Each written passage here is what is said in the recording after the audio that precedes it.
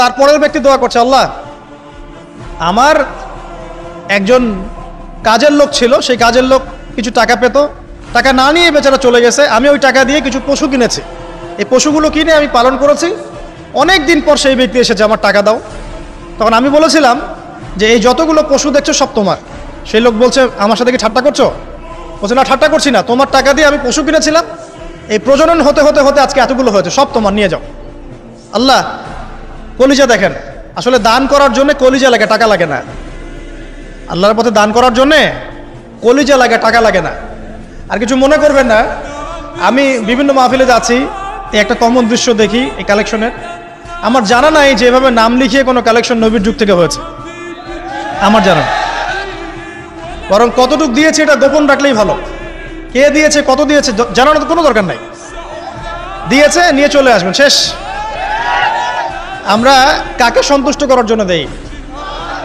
আল্লাহ জানলেই তো যথেষ্ট, কি দরকার জনগণ জানতেই হবে আমি 5,000 টাকা দিয়েছি, এতে আমার লাভটা কি? নেকি উল্টা আরো কমে গেল। উল্টা 7 শ্রেণীর মানুষ, একটা হাদিস আছে, 7 শ্রেণীর মানুষ কিয়ামতের মাঠে আরশের ছায়া পাবে। কিসের ছায়া পাবে? আরশের ছায়া, যে ছায়া ছাড়া কোনো ছায়া থাকবে না। ওর মধ্যে এক শ্রেণী হচ্ছে ওই ব্যক্তি যে এত গোপনে দান করে, তার বাম হাত জানে না ডান হাত কি দান করছে। এই ব্যক্তি আরশের ছায়া পাবে ইনশাআল্লাহ। তো দুনিয়া যদি উদ্দেশ্য থাকে, নাম প্রকাশ করো, জাহির করার উদ্দেশ্য থাকে, বা যদি এমন হয় যে এখানে লৌকিকতা উদ্দেশ্য থাকে, নেকি নষ্ট হয়ে যেতে পারে, সুযোগ আছে, চান্স আছে। তো এই ট্রেডিশনগুলো বন্ধ করলে মনে হয় ভালো হয়, এটা আমার পরামর্শ, বাকি এটা বিবেচনা আপনাদের। আর এই ব্যক্তি বলছে আমি এই সব কিছু দান করে দিয়েছি।